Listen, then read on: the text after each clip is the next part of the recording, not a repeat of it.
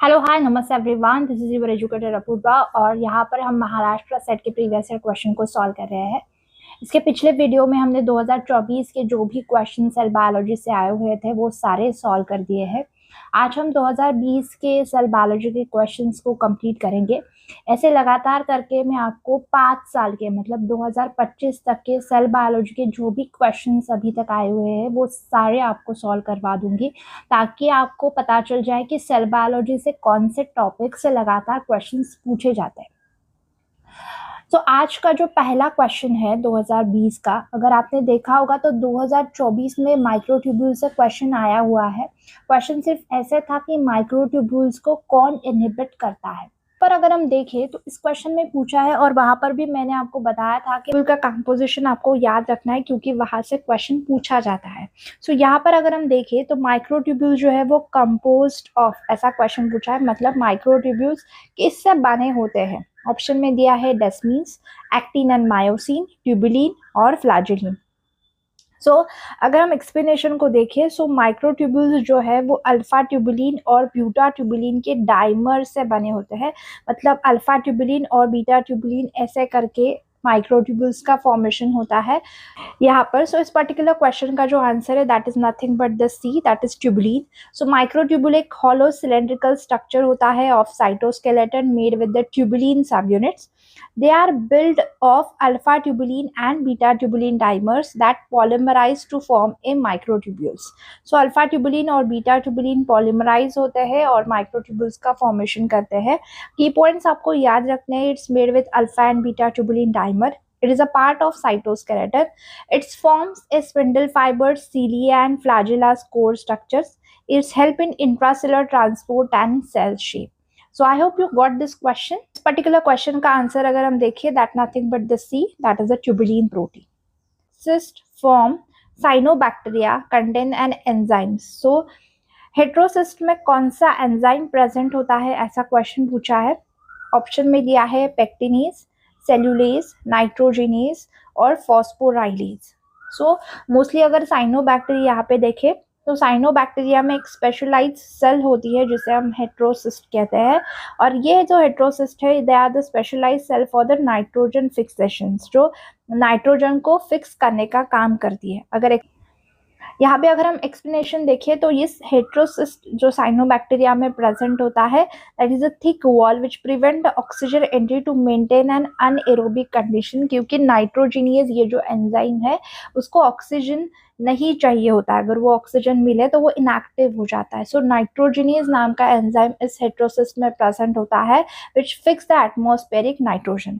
Nitrogenous catalyse the conversion of atmospheric nitrogen to the ammonia which give them use by an organism. वो organism क्या करता है, use करता है। अगर हम साइनोबैक्टीरिया के एग्जाम्पल्स को देखें that is Nostoc and Anabaena, this are the examples of the cyanobacterias. Explanation अगर हम देखें तो heterocyst are the specialised thick wall cell which is found in the cyanobacteria. They create an anaerobic environment and containing an enzyme nitrogenase responsible for the fixation of atmospheric nitrogen to the ammonia. Heterocyst जो है वो specialise cell है, nitrogen को fix करती है। Nitrogenase नाम का enzyme वहाँ पे प्रेजेंट होता है, वो कन्वर्ट करता है एटमॉस्फेरिक नाइट्रोजन को अमोनिया में, which help the cyanobacteria survive in nitrogen deficient conditions. I hope you got this question. के आंसर की तरफ अगर हम देखें that is nothing but the nitrogenase. Cyanobacteria ये भी एक इम्पॉर्टेंट टॉपिक है क्योंकि इसी 5 साल में एक क्वेश्चन साइनोबैक्टीरिया से ऐसे पूछा था कि साइनोबैक्टीरिया किस किंगडम से रिलेटेड है. साइनोबैक्टीरिया से भी 2 क्वेश्चंस आए हुए हैं इस लगातार 5 साल में. आपको ये क्वेश्चंस या साइनोबैक्टीरिया के थोड़े से चीज़ें आपको यहाँ पे याद रखनी है. Carcinoma is applicable to the malignant growth of. Option में दिया है bone tissue, muscles tissue, bone marrow cell and epithelial cells. यहाँ पर अगर हम देखें तो मैलिग्नेंसिस का जो मीनिंग होता है दैट इज नथिंग बट जो कैंसरस सेल एक जगह पे हो तो उसे हम कहते हैं benign cancers. Cancerous cells body के अंदर जाके बाकी सेल्स को अगर अफेक्ट कर रही है तो उस कैंसर को हम कहते हैं malignant cancer. That is invagination into the underlying tissues अगर हो रहे हैं तो that is nothing but the malignant cancer. इस पर्टिकुलर क्वेश्चन का जो आंसर है that is nothing but the epithelial tissue. यहाँ पे नॉर्मल इपिथेलियल टिश्यूज है। अगर वो कार्सिनोमा, कार्सिनोमा का मतलब होता है ऐसा कैंसर कि जो इपिथेलियल सेल्स में हो रहा है, right. So the term carcinoma is used for the malignant cancer growth arises from the epithelial tissue. हम कम कहते हैं जब कैंसर जो है वो एपिथेलियल सेल में हो रहा है तो।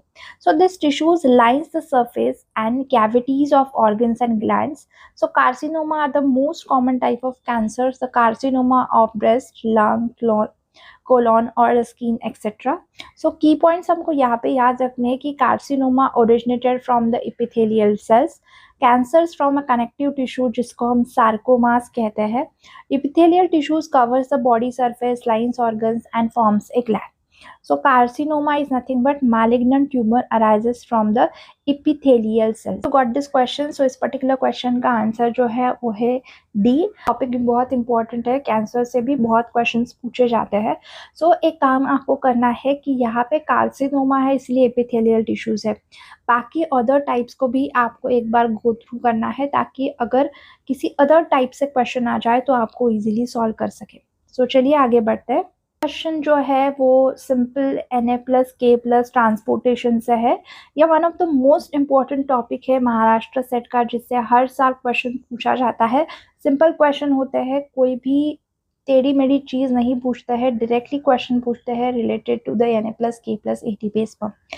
इस पर्टिकुलर क्वेश्चन में हमसे ये पूछा है, in every cycles of its activity at the expense of 1 ATP molecule 1 Na+K+ ATPase। So अगर एक एटीपी मॉलिक्यूल अगर यूज हो रहा है तो किसका ट्रांसपोर्टेशन कहाँ पे होगा, ऐसा क्वेश्चन पूछा है। अगर हम देखें तो Na+ और K+ जो एटीपेज पंप है, जहाँ पे सेल के अंदर से 3 Na+ बाहर जाते हैं, along with that 2 K+ cell के अंदर आते हैं with expenditures of 1 ATP molecule. So एक एटीपी मॉलिक्यूल यूज होता है और 3 Na+ बाहर जाते हैं, 2 K+ सेल के अंदर आते हैं। सो ऑप्शन में अगर हम देखें तो यहाँ पे दिया है exclude 1 Na+ and take 3 K+, so this is wrong. Exclude of 3 Na+ and take a 2 K+, so this is a correct one. Third one is also wrong and fourth one is also wrong. So इस particular question का answer अगर हम देखें तो that is nothing but the B. ये चीज़ें आपको याद रखनी है। अलॉन्ग विद दैट आपको ये भी याद रखना है कि 1 ATP यहाँ पे यूज होता है, 3 Na+ बाहर जाते हैं और 2 K+ अंदर आते हैं। आई hope you got this particular question. इस पर्टिकुलर क्वेश्चन का आंसर जो है वो है B.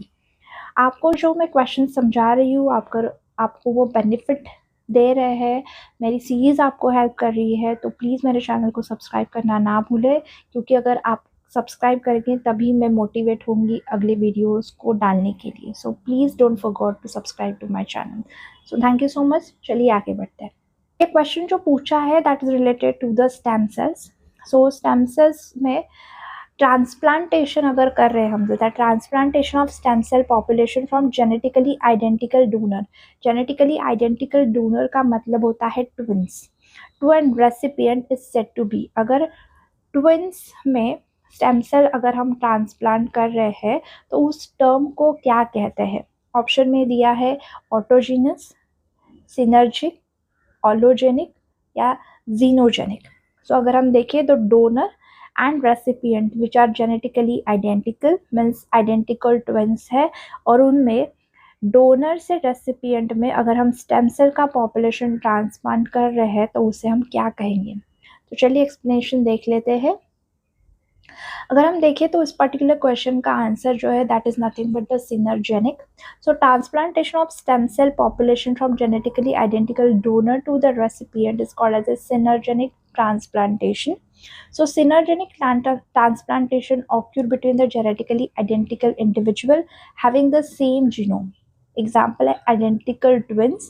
Since there is no genetic differences, the risk of immunorejection is minimal or absent. जहाँ पे genomic differences बहुत कम है या फिर ना है, उस केस में इम्यूनो रिजेक्शन होने के चांसेस वहाँ पे बहुत कम होते हैं। इसीलिए सिनर्जी ट्रांसप्लांटेशन जो है वो 2 आइडेंटिकल ट्विंस में होता है। बाकी टर्म्स को भी समझ लेते हैं क्योंकि अगली बार उस टर्म से क्वेश्चन आ जाए। तो इसका मतलब है डोनर और रेसिपिएंट जो है वो सेम इंडिविजुअल है, मतलब उस इंडिविजुअल से ही सेल ले रहे हैं और उसी इंडिविजुअल में डाल रहे हैं, तो उसे हम कहेंगे ऑटोलॉगस। सिनर्जेनिक का मतलब हमने समझ लिया। हम ऑलोजेनिक को देखेंगे। Donor and recipient are the different individual but they are of same species, मतलब दोनों ह्यूमन होने चाहिए बट वो दोनों जेनेटिकली डिफरेंट है, उसको हम कहेंगे ऑलोजेनिक। और जीनोजेनिक का मतलब है डोनर और रेसिपिएंट जो है वो डिफरेंट स्पीसीज होंगे, मतलब अगर एक ह्यूमन है और एक पिग है तो उसमें अगर सेल्स का ट्रांसप्लांटेशन हो रहा है तो उसे हम कहेंगे xenogenic. I hope you got this. So syngenic का मतलब है same gene, no immuno rejection, used in research using identical twins model, preferred in stem cell studies to avoid rejections. Unlike allogenic and xenogenic transplant, no immunorepression is required. So इस case में हमें immuno repress करने की ज़रूरत नहीं होती है क्योंकि जीनोम जो है वो सेम होता है। I hope you got this particular question का आंसर अगर हम देखें तो that is nothing but the B, syngenic. So this is the active transport से क्वेश्चन पूछा है। Na+K+ pump is the most important topic, Maharashtra SET में उससे भी क्वेश्चन आता है और ये भी ऐसा टॉपिक है दैट इज ट्रांसपोर्टेशन के रिलेटेड, जिससे क्वेश्चन सेल बायोलॉजी में पूछे जाते हैं महाराष्ट्र सेट में। क्वेश्चन में पूछा है active transport of substances across the membrane required. अगर हम ट्रांसपोर्टेशन एक्टिवली हो रहा है पर्टिकुलर सेल में तो किस चीज़ की ज़रूरत होगी? ग्रेडियंट की ज़रूरत होगी, वाटर की ज़रूरत होगी, एटीपी की ज़रूरत होगी या फिर फॉस्फोलिपिड की ज़रूरत होगी। अगर हम एक्टिव ट्रांसपोर्ट बोलते हैं तो हमें ये पता है कि ट्रांसपोर्टेशन हमेशा लो कॉन्सेंट्रेशन से हाई कॉन्सेंट्रेशन तक होता है, मतलब लो कॉन्सेंट्रेशन से मॉलिक्यूल ट्रांसपोर्ट होगा हायर कॉन्सेंट्रेशन में। इसीलिए इस पर्टिकुलर ट्रांसपोर्टेशन में जो लगता है that is nothing but the ATP, मतलब एनर्जी का यूज होता है क्योंकि against the concentration gradient molecule क्या कर रहे हैं, मूव कर रहे हैं।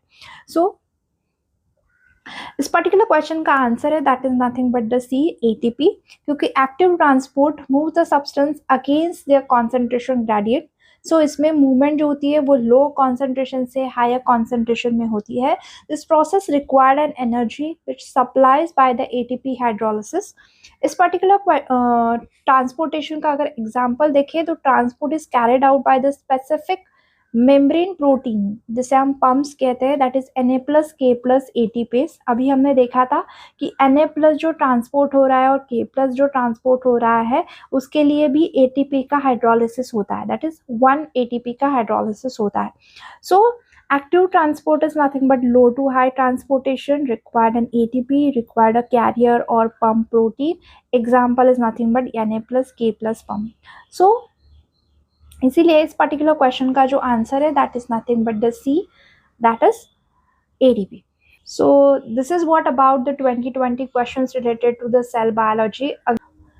अगले वीडियो में हम किसी और साल के सेल बायोलॉजी क्वेश्चंस को डील करेंगे। I hope you got this questions. आप वीडियोस अच्छे लग रहे हैं, आपको इससे हेल्प हो रही है तो please don't forget to subscribe my channel, like my videos, comment करके मुझे अगर आपको कोई भी डाउट है वो आप मुझसे पूछ सकते हैं। ज़्यादा से ज़्यादा फ्रेंड्स के साथ मेरी वीडियोस शेयर करें और चैनल को सब्सक्राइब करना ना भूलिए। So thank you so much for watching this video guys, all the best and keep learning, bye bye.